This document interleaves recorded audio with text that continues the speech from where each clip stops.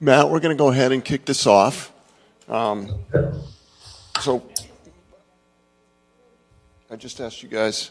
So Matt, thank you for being with us. Our last speaker today is Matt Bannick. He's the former managing partner of Meteor Network, a philanthropic venture capital firm formed by Pierre Meteor, eBay's founder.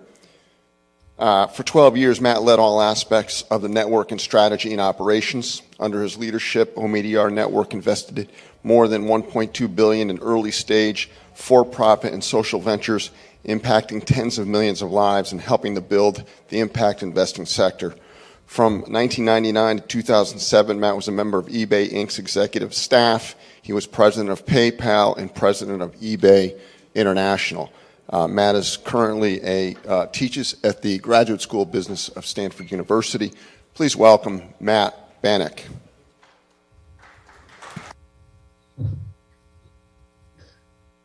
All right, well, thank you all. And I apologize, first of all, that I'm not there in person. I plan to visit my 98-year-old mother this weekend, and so I'm really doing my best to minimize my potential COVID exposure, so my apologies. I recognize that it's the last session of the day. It's just before break.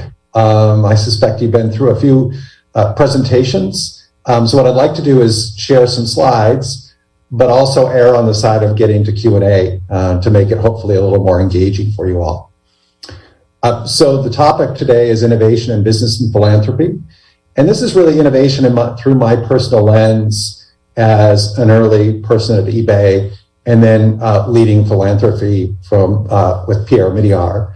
And I want to share sort of some lessons learned. And then I'd like to share with you a framework that we developed to think through how you invest across a continuum of expected returns in impact investing. And that is sort of the cornerstone of how we built the Meteor Network in terms of our investment philosophy. And after I share that with you, I will kind of open it up and so we have a conversation and see what's on your minds.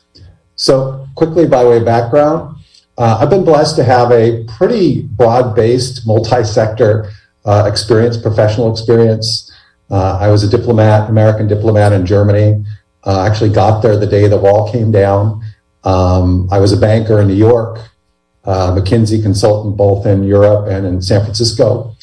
I was employee number 140 at eBay and rode that early rocket ship and built out eBay's international presence. And then when eBay acquired PayPal, Meg Whitman asked me to go over and be the first post-acquisition president of PayPal.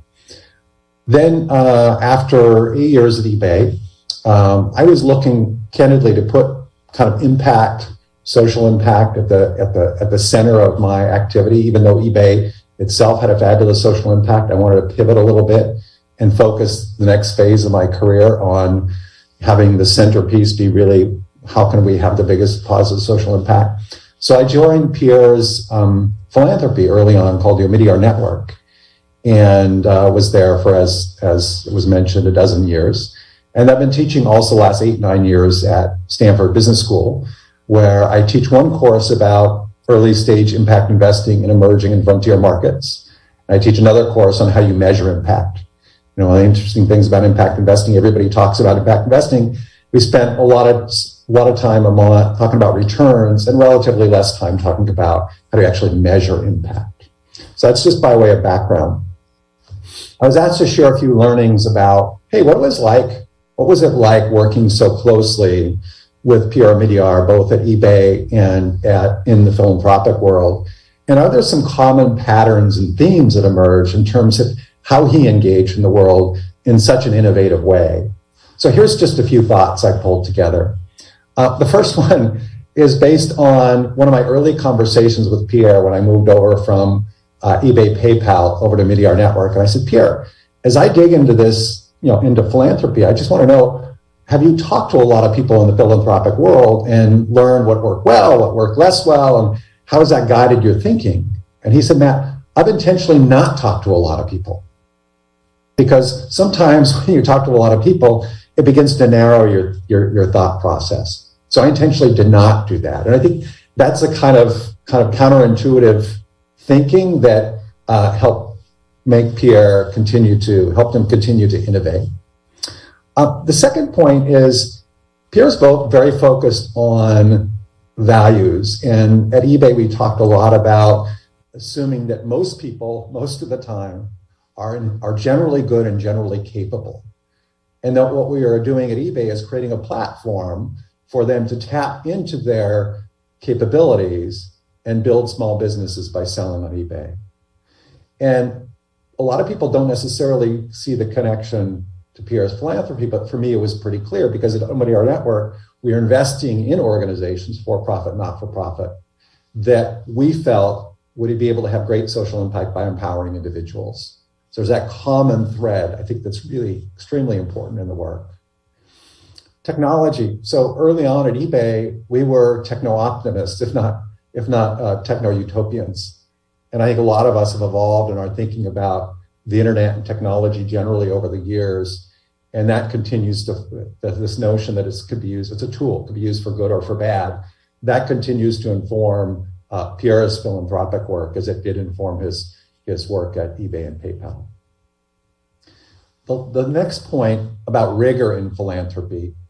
So Tom Tierney, who's the founder of Bridgespan, which is the most prominent not-for-profit consulting firm, was on the board of eBay, so I got to know Tom pretty well. And he said when I came over to the philanthropic world, he said, Matt, in the private sector, in business, discipline is self-imposed. If you don't deliver a fabulous product or service, the market will put you out of business. In philanthropy, particularly in a grant-based context, discipline is self-imposed because you're not getting those market signals. So the bar in terms of being very disciplined was actually higher in philanthropy than it was in the private sector. Now, when Pierre made a lot of money early on at eBay, he pretty quickly pivoted and said, oh my gosh, I'm going to commit this to the betterment of humankind in my lifetime. And a lot of folks said, okay, or the assumption at the time was, okay, you make money over here in business, and then you give it away over here in philanthropy. And so he started a foundation and started giving away some grant money. And he said, hold on, how is it that I had a huge impact innovating in the business world, but somehow when people think about having impact with what I've accumulated, I can only give grants? That doesn't make any sense. And that's what caused Pierre to create, what was pretty radical at the time, an LLC to sit beside a 501(c) in the same organization called the Meteor Network, from which we could make investments and grants. Now, this has been replicated by others, but the thing that was still unusual about a Meteor Network is we would have investment professionals who could cut a check for a grant or could make an investment, right? The challenge a lot of times, even if you have the capability in an organization to do both grants and investments, if the investment people are over here and the grant people are over here, and they're in separate parts of the organization, well, if you're only doing grants, everything's going to look like it requires a grant. If you're only doing investments, everything's going to require an investment, right? So the fact that we had all the tools in the toolkit enabled the Meteor Network to be pretty flexible. And it was this journey of going from the Meteor Family Foundation to the Meteor Network, which cleverly followed the acronym from off to on, which actually forced us in a way to think very clearly about the conditions under which we would provide grants and investments. That was relatively straightforward, but there's a huge terrain between grants and investments where you may have concessionary investments. What is the role of concessionary investments? What is the role of investments that are like below market rate return? And having to think through that issue led us to develop this returns continuum framework that I'll get to in a moment. Let me pause though and give you a little background on a Meteor Network, and then we'll go into our thinking about how we invest across a continuum of returns. So just by way of quick background, Meteor Network, as was mentioned, a philanthropic investment firm. So the intent was philanthropic. It's all about impact. But we did that through investing early stage. So think VC investing for social good. We had a flexible capital approach. By that I mean we could do grants, investments, or anything in between. Sector-wide approach. So rather than just investing in individual companies, we try to look at sectors and say, what is the combination of grants and investments that we can make to move an entire sector forward? So for example, we were interested in financial inclusion, and we would make investments in financial inclusion, but then we would actually make grants in organizations that develop for example, some of the policy dimensions of financial inclusion. For example, we gave a grant to this organization that would convene governments to talk about how you can embrace the digital economy and how you can get, among other things, transfer payments to go digital rather than cash to continue to drive innovation. So it was a sector-based approach rather than an individual firm-based approach. Now, in the dozen years I was there, we invested $1.3 billion. Again, that's early stage, so that's a lot. The typical ticket size was $2 to $5 million. Equally split between for-profit and not-for-profit. And we invested across six specific kind of verticals, or we called them initiatives: education, financial inclusion, emerging tech, governance and citizen engagement, property rights, and then in India. And each of those was tasked with a sector-based change objective or vision, and then made investments and grants to advance that vision. Now, each of these in the time I was there grew to become larger than all of a Meteor Network was when I joined. And Pierre, being true to his ethos, says, look, Matt, these organizations now are each of them is bigger than a Meteor Network when you join. It's getting kind of big. So, Pierre has this fundamental belief that small, nimble teams will move faster, become more innovative, be more accountable, and ultimately drive greater impact. So at this stage, like about 3 years ago, Pierre said, okay, these things have grown up, we've incubated them, let's now spin them out. So each of these initiatives is now a freestanding organization that makes grants and investments. The same structure, as mirrored structure that what we had at the Meteor Network, but they're now running independently. So education is now called Imaginable Futures, financial inclusion is called Flourish, and on we go, right? Governance is called Illuminate, and they're off and running and driving change in each of their initiative areas. We built a global footprint. This was both unusual and challenged, but also incredibly important. A lot of the most interesting investments we made, we were able to make because we had feet on the ground in the markets that we really cared about, where there was innovation and a strong need as well. So with that now as background, let me tell you a little bit about this approach we developed. So early on in the Meteor Network, we did, as I mentioned, when I came on board, we did grants and we did investments. And Pierre said, we will only do investments where we're going to get risk-adjusted returns. Because anything else invites sloppy investing, and maybe if you invest in poor companies, maybe you're distorting the market, right? So that was our initial approach. But then as we particularly looked into emerging and frontier markets, the question was, what if there is no market to distort? What if you actually can spend some capital, higher risk capital early on to accelerate the development of the market? Then you, in fact, might be able to have enormous impact. And under those circumstances, should you be willing to take a little bit of a lower financial return or higher risk in return for this broader level impact? So that then elicited a very vibrant debate at the Meteor Network, which then resulted in us developing what we call the returns continuum framework. So I'll walk you through this. And this is the one framework thing. I know 4:30 in the afternoon, whatever, another framework.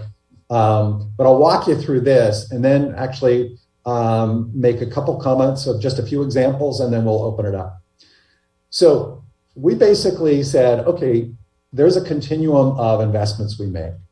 Everything from A's here, which are commercial investments, where we're expecting risk-adjusted returns, to grants, which we're calling as C's here, where you have 100% guaranteed loss of 100% of your principal. It's a grant, which, by the way, was always one of the more interesting things pieces of feedback we got when we got into back investing. People said, "Oh, it's so risky." I said, "Well, okay, but a grant is a guaranteed loss of all of your principal and no return. What is risky here?" So those are the grants. And then the B investments are sub-commercial investments, where we're expecting a financial return, but we're not expecting a risk-adjusted return. So let me focus on the A's and the B's. Okay, within the A's, we had A1s and A2s. The A1s are where we co-invested with another commercial investor who was also expecting risk-adjusted returns, right? So typically we'd co-invest along another VC. The A2s are when there wouldn't be other commercial co-investors.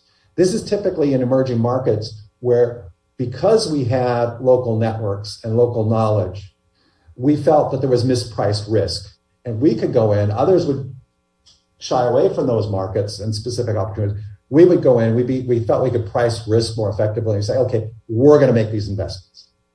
Now, we loved A investments because you get your financial return, right? You're investing in companies that have the discipline of the market, forcing them to continue to innovate. If they're generating strong returns, they're going to continue to be able to raise the capital to grow bigger. And if you truly believe their product and service was having impact, then you were scaling impact as you scaled the firm. The reason we like A2s even better than A1s is because if you think about it, if you're investing in a company, even a high impact company, that's going to get risk-adjusted returns and is going to attract other commercial investors, your capital is not incremental. It's like, so what?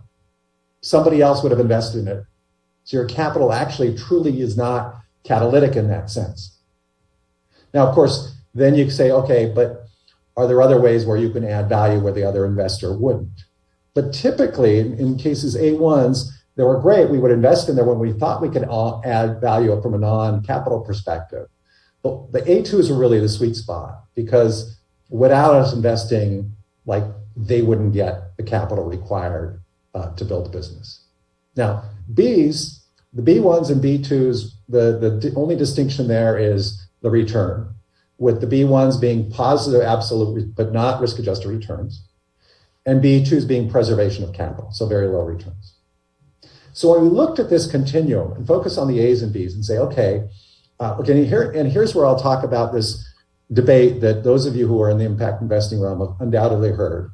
Some people say, well, geez, if you've got to invest in businesses that have the discipline of the market, that are generating risk-adjusted returns, and if you call yourself an impact investor, there's going to be an assumption that you're actually doing sub-commercial stuff, and those are good, bad businesses, so you should never invest.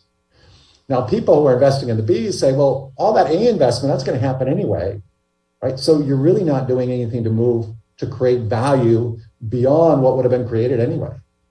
And they'll say, well, some impact investors who are only focusing on the easy, high return businesses, is not really advancing the sector. So that's the debate. And we said, basically, we will invest across that returns continuum and be very disciplined about when we invest in each type of company, given the likely returns expectation.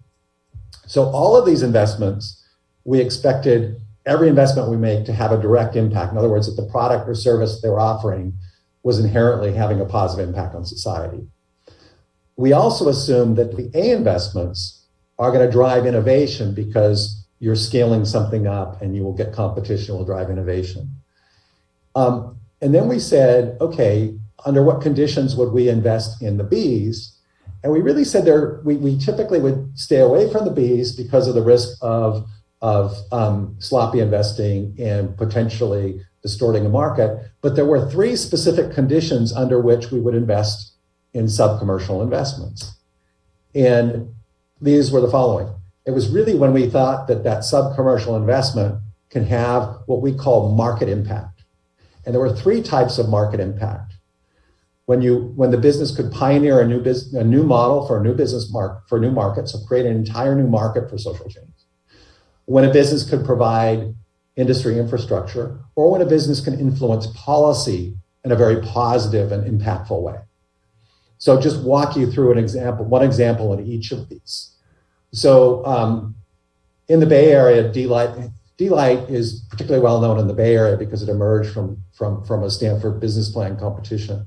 But D-Lite provides low-cost solar lighting primarily in Africa, primarily in rural Africa, where the alternative is expensive, noxious kerosene. And among other things, and the most innovative D-Lite product, they've now developed a home solar system where you can light 4 lights, you can recharge your cell phone, you can charge or run a fan, and you can do this all for 60 cents a day, whereas kerosene costs you about 70 cents a day. And if you pay daily for 2 years, you own the product. So truly radically different value proposition than kerosene, truly creating an entire new market. Now, the cash flow characteristics in D-Lite are not great, but because we invested early in D-Lite, it's really accelerated the market for home solar systems in rural Africa by at least 3 to 4 years. So we don't know exactly what our return from D-Lite is going to be, but even if we got low single digits, we would think this is a real winner because it really helped drive market creation. The second example here, which is on providing infrastructure, is a company called MFX.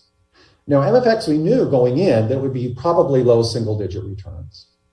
But critically, MFX provides this service of exotic currency hedging for microfinance.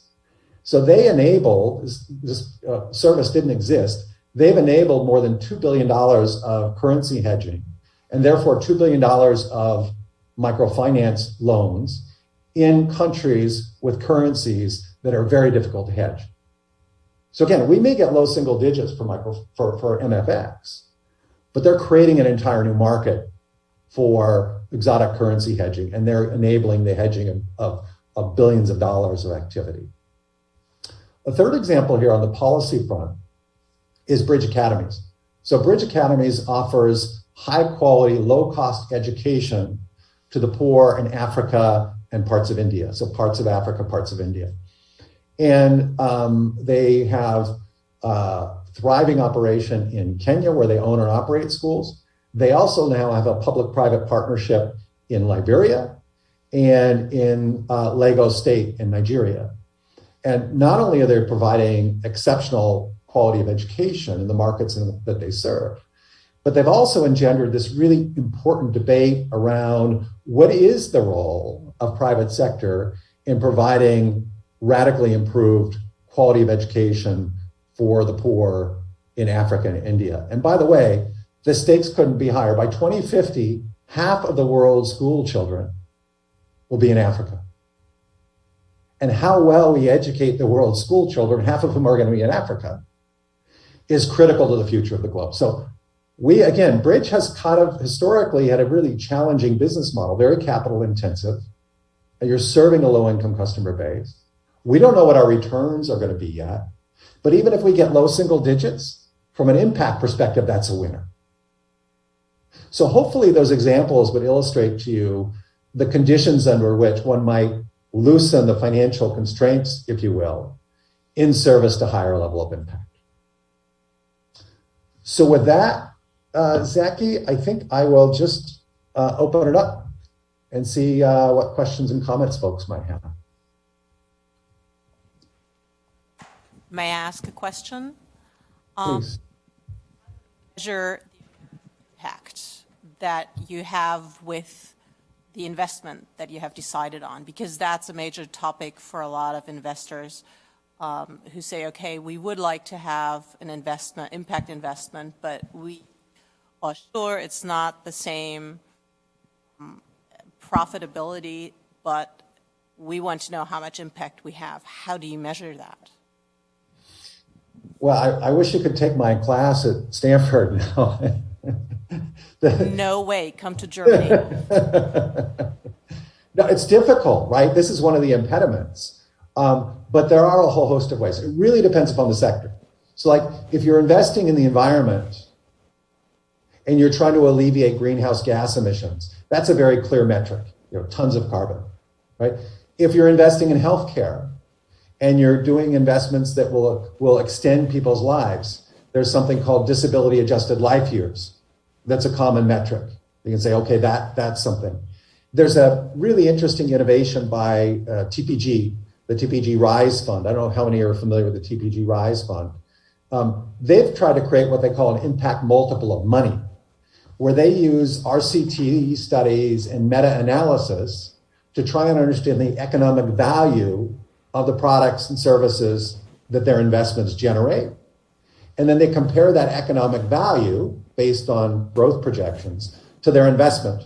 And they will make investments if the economic value of that investment is 2.5 times the investment.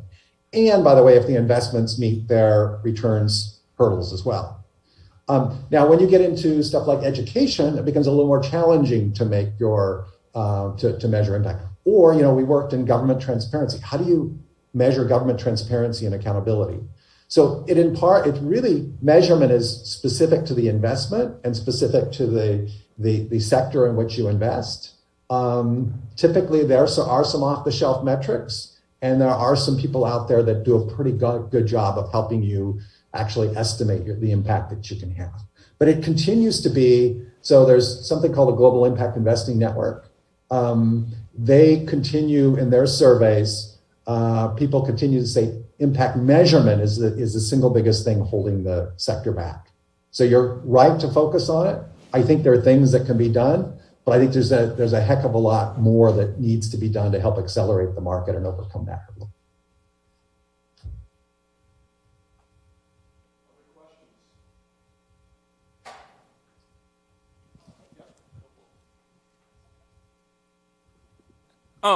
Could you want to argue that actually on those B investments, essentially by reinvesting in the market, creating real optionality, value the real options that you're creating, that the actual return would be properly risk adjusted?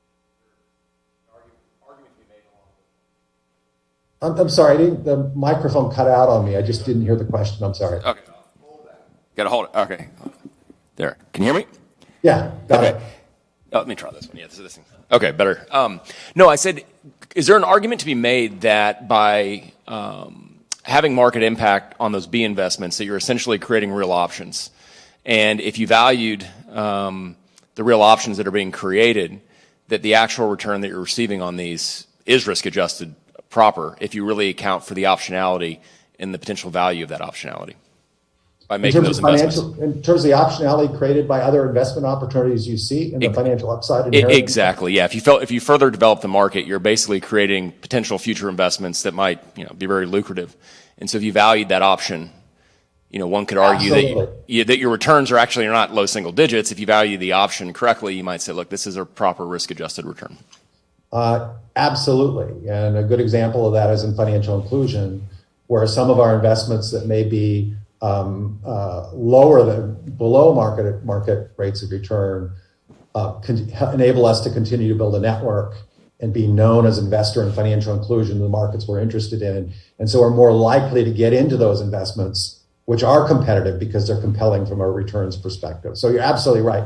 Now, how we measure that, right, is another thing altogether. But we did understand that, exactly to your point, there is optionality that comes along from just being engaged in the market. Can you hear me? Yes. Okay. This is Jack Karsten. In a prior impact investing session we had, I suggested that a lot of impact investing is really exclusion investing, which is to say, I'll invest in anything that doesn't pollute, destroy the environment, excess energy, and so forth. So nearly all startups qualify. They're going to reduce energy, they're going to improve health, they're going to do something. You seem to have a focus of investing in emerging markets, which is an entirely different kettle of fish and which I support. But what was Idamar's position about investing in, I'll just call it exclusion investing? That is to say, these are things that are going to be beneficial, but there's plenty of regular capital for them. Yeah, I mean, to me, I draw a parallel, it sounds like, from what you're describing between that and sort of ESG and a kind of do no harm approach versus a actively let's do good approach. And by the way, one of the reasons that we focused more in the emerging markets was because, particularly the last few years, there's so much venture capital money floating around, particularly in developed markets. Now also in emerging markets. So, if there's a lot of capital already available in the commercial capital markets in the US are already taking care of a whole host of issues that we care about, then we're not terribly additive. Whereas if we can go and have an office in Kenya or have an office in Singapore, we'll find diamonds in the rough that others won't find and drive truly incremental impact. And this is one of the really positive things of so much VC money. We're seeing a lot more VC activity in emerging and even frontier markets just over the last couple of years, which we think is incredibly exciting. And then that pushes us to think even more, okay, where can we continue to be at the cutting edge so that what we do is truly additive above and beyond what a traditional VC would do. So hopefully I answered your question and as well as a little additional commentary. Yes, thanks. Hi, I was just wondering, I noticed you do some for-profit and you have some grant. Do you use the profits from the for-profit to subsidize the grant investments that you make? Or do you mean the reverse? Do you mean we use the grants to subsidize the for-profit investments? Either. So using the grants to subsidize the for-profit investments, I would be having some conversations with the IRS on that one. So we have to be really clear about inurement issues and making sure that that's separate so that the grant capital is actually having broad-based impact and not having a directly positive impact on our investments. Do our investments help with the grant activity? Yes. I mean, I look at the financial inclusion, the Better Than Cash Alliance that we supported, to the extent that governments put more of their payments in digital form, absolutely would help your financial inclusion. Actually, I'm sort of telling it the reverse that way. But it's so indirect that wouldn't get us into trouble. And then the investments we're making are actually making, in that case, putting more digital payments more attractive to the government. So they absolutely benefit each other. We just can't be financially benefiting from the complementarity of grants and for-profit investments.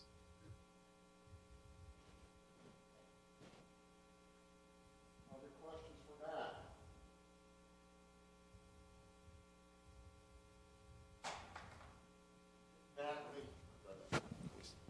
Do you know a company in Germany which is called because they have to create a measurement system which is interesting because they use AI and in order to simulate certain impacts on what would happen if you do the investment or if you don't, and what would change the whole environment of the potential company. What's the name of the organization? I'm sorry, you cut out very early in the company. Planet A. Planet A. I am not familiar with them, but I will check them out. In the spirit of not commenting on something I don't know much about, I'll pass until I do my research.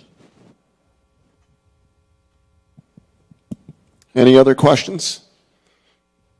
Matt, as we conclude, let me ask you, where do you see the impact investing and where it will be in about 5 to 7 years from now, in terms of more and more families and investors moving in that direction? I mean, it seems like it's the big wave right now. Absolutely, and sometimes I fear the hype. So the things I worry about in terms of, so you fundamentally believe that impact investing, that bringing the rigor of the market to invest in organizations, that businesses that have a product or service that generates great positive impact, if you think there's tremendous potential there, which I do, then you say, okay, what are the drivers? What are the impediments? One of the biggest drivers just is that people care more and more about these issues, right? And are willing to put their money behind it. Certainly philanthropists, but also in particular the younger generation, right? So there's huge momentum. What are the risks? What are the things I worry about? Impact washing. right? So people love the moniker, I'm an impact investor, look at me, I'm doing great stuff in the world, and what the heck, that investment would have been made anyway, right? Is Tesla an impact investment? Well, it's a great commercial investment. They're absolutely having impact, but if you call yourself an impact investor who truly wants to do something incremental that somebody else is not, nobody else is going to do, is that really adding value? Question mark, right? So impact washing is one thing I worry about. Measurement, it was first or second question, great. We got to get better at measurement, because to the extent we can't measure the incremental impact we're having, that will breed cynicism. That will breed cynicism. And people say, oh yeah, you call yourself an impact investor because you want to look good. And you're not measuring everything. So the Global Impact Investing Network, they asked impact investors, are you meeting your financial returns? 2/3 said yes. Then they asked, are you meeting your impact metrics? 95% said yes, but yet we know only 20% actually have rigorous investment or impact measurement processes, right? And so hype and impact measurement are two of the things that really, I think, are Achilles' heels that we need to be quite conscious of, even as we get excited about the momentum that's building. And by the way, I continue to be deeply engaged in the field, and I do advise family offices and others who are thinking about impact investing, and continue to be deeply committed. Oh, the other one I wanted to mention is so when I think about Meteor Network structure and how I have the LLC, and then we make grants, and you see other organizations who have LLCs and grant-making capability, but as I mentioned earlier, they're in separate silos. They don't talk to each other. So if they care about education, there's not an overall person who's caring about education. There's grant makers who like education over here and investors who make it. And so it's not an integrated approach where you can look holistically at how you're going to maximize your impact. Please, one more. Just wondering, is your course offered on Stanford Online? And if so, what's it called? If you're really interested, I can share with you probably some material that we've recorded. I'm certainly happy to send you the syllabus. It's an MBA program, and I don't think it's on Stanford Live, but it is called High Impact Business Models in Emerging Markets is one of them, and the other is measuring impact in business and social enterprise. Matt, thank you very much. On behalf of IPI, thank you for being with us today. I look forward to doing this in person with you at another time. Ladies and gentlemen, please thank you to Matt Min. Thank you all. And thank you for the work you do. Appreciate it.